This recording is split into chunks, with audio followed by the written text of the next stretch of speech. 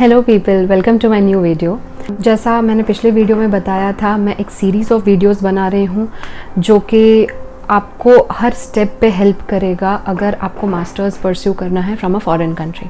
मैंने एक video release किया है और आगे भी मैं सारे वीडियोस रिलीज़ करूँगी एवरी वीक।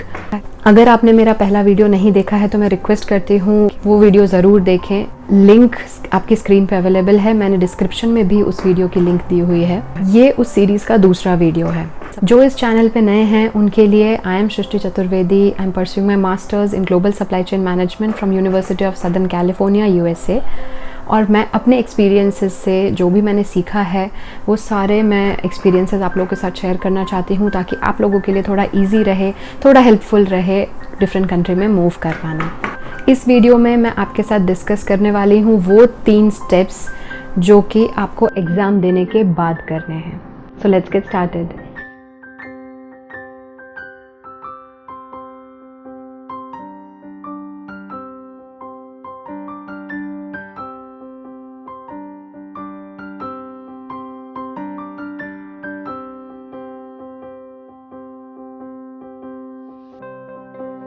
इस वीडियो में मैं आपको कुछ बोनस टिप्स भी दूंगी बीच बीच में, तो इस वीडियो को एंड तक ज़रूर देखिएगा। First step is visit universities website.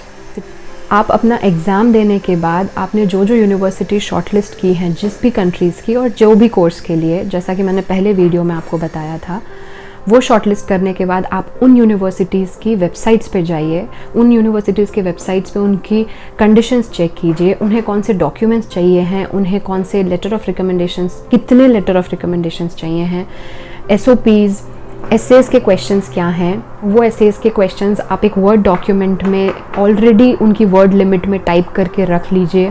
आपकी ट्रांसक्रिप्ट रेडी कर लीजिए, आपकी डिग्री रेडी कर लीजिए। चेक कीजिए उन यूनिवर्सिटीज़ के इंटरव्यू रिक्वायरमेंट्स क्या हैं, उसकी प्रिपरेशन आप कर लीजिए।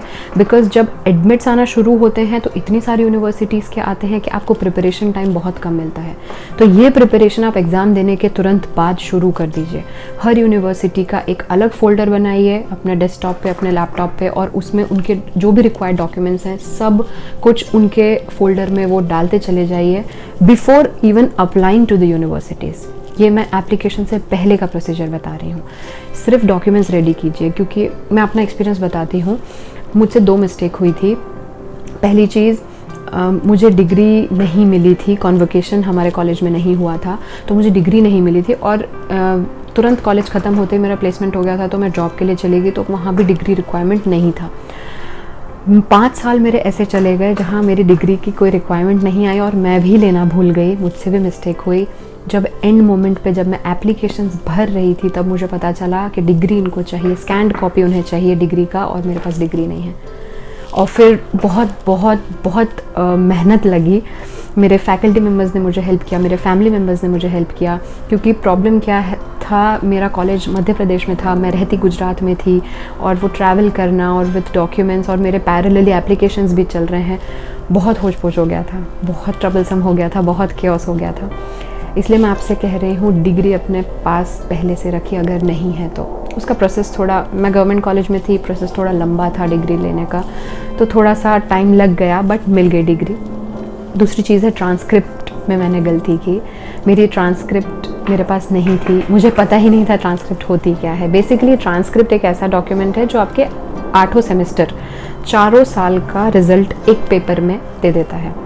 आपके क्रेडिट्स कितने थे, आपके सब्जेक्ट्स कितने थे, आपका रिजल्ट क्या था, एवरीथिंग।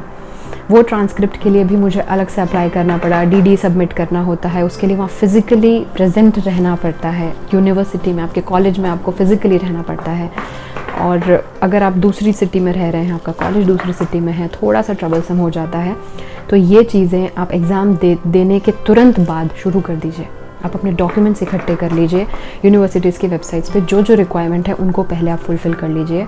आपको लेटर ऑफ रिकमेंडेशंस किन किन से लेने हैं वो डिसाइड कर लीजिए। उन्हें अप्रोच कीजिए, उनसे रिक्वेस्ट कीजिए कि क्या आप मेरा लेटर ऑफ रिकमेंडेशन देंगे। उनको कन्वे कर दीजिए कि आप इतनी यूनिवर्सिटीज़ के लिए अप्लाई कर रहे हैं और इतनी यूनिवर्सिटी से लेटर ऑफ रिकमेंडेशंस का मेल आपके पास आएगा, तो आप प्लीज़ वो मेल लिंक पे जाके आप अप्लाई फिल कर दीजिएगा।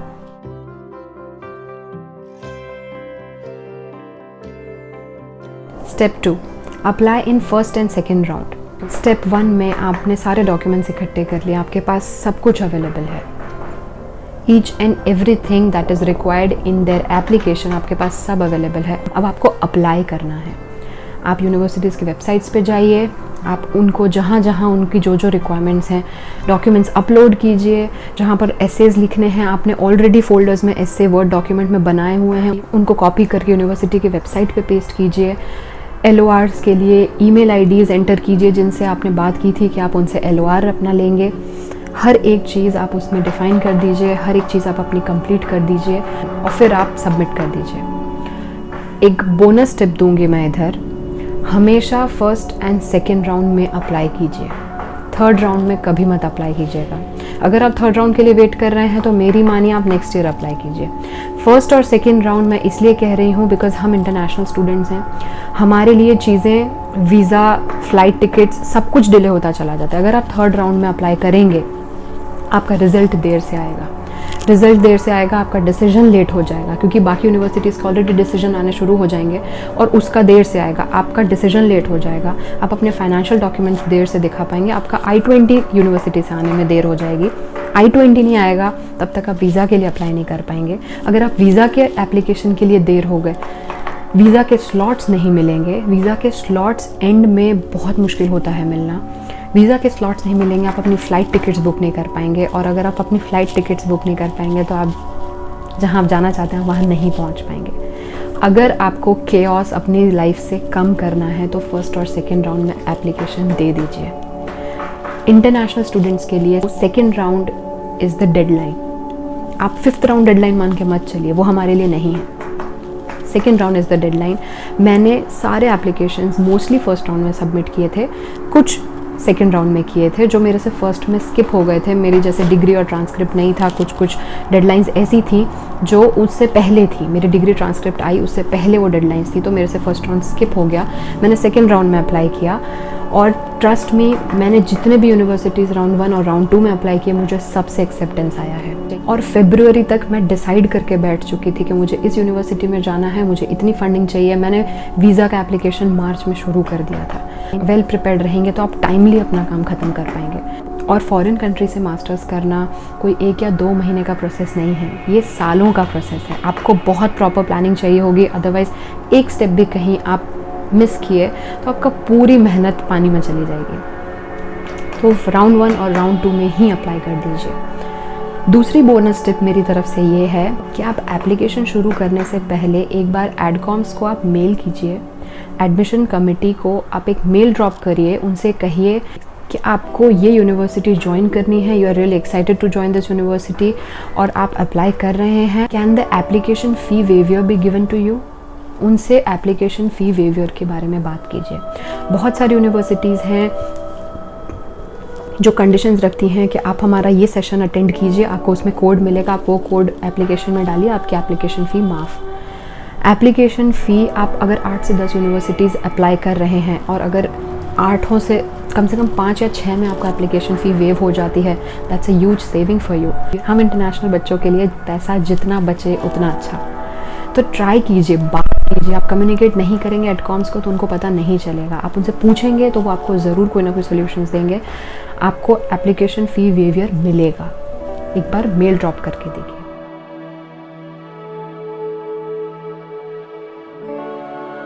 Step number 3, shortlist the universities from which you have received the admits. अगर आप स्टेप 3 तक पहुंच गए हैं, आपको एडमिट्स आना शुरू हो गए हैं, कॉन्ग्रेचुलेशंस, आपने सबसे बड़ा स्टेप क्रॉस किया है। जब रिजल्ट्स आने शुरू होंगे तो 3 चीज़ें होंगे, एडमिट, रिजेक्ट और वेट लिस्ट।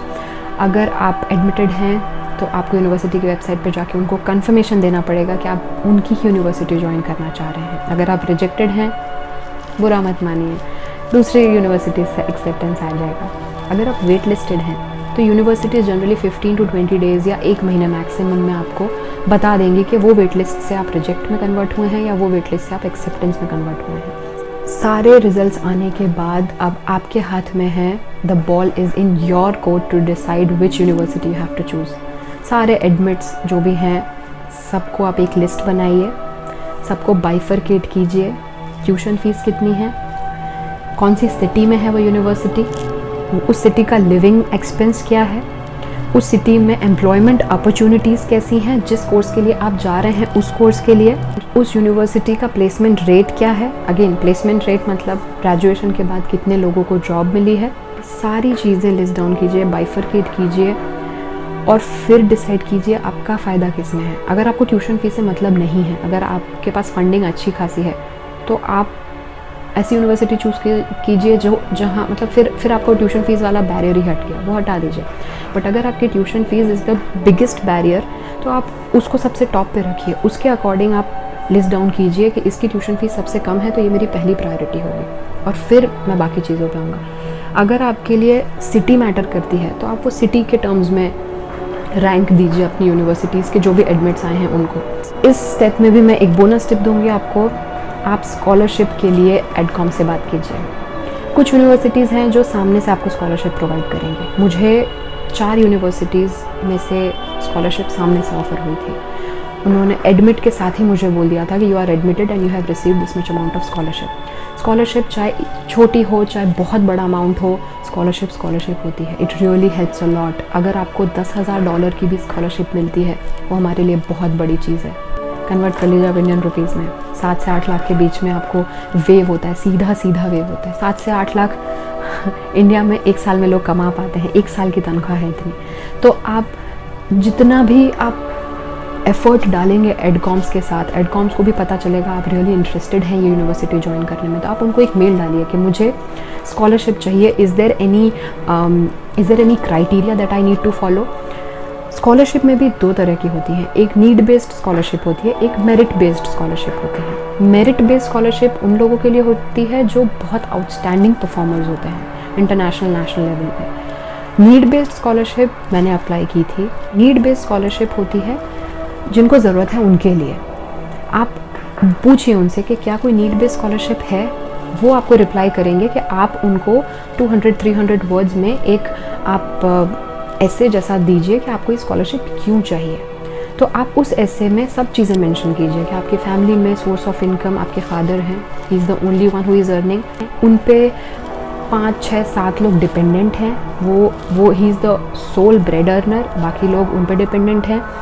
उनकी सैलरी एनुअल इतनी है इंडियन रुपीज़ में, जो कि डॉलर्स में इतनी है।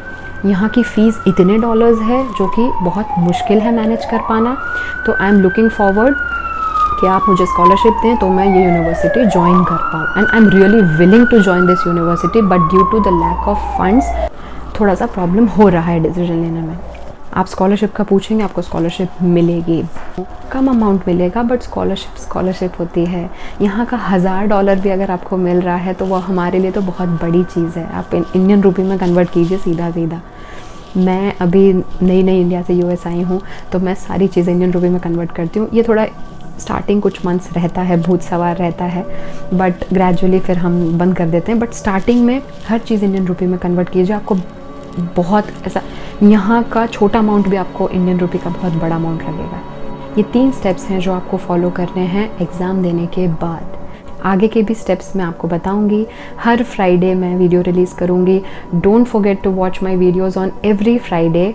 Also, please do comment it down if you have received some outstanding admits from the universities. I'll be really happy to see कि आप लोगों ने admits अपने हाथ में ले लिए हैं and you are on your way to pursue your masters from different country. इस वीडियो के लिए इतना ही, मिलते हैं नेक्स्ट वीडियो में। Bye, take care.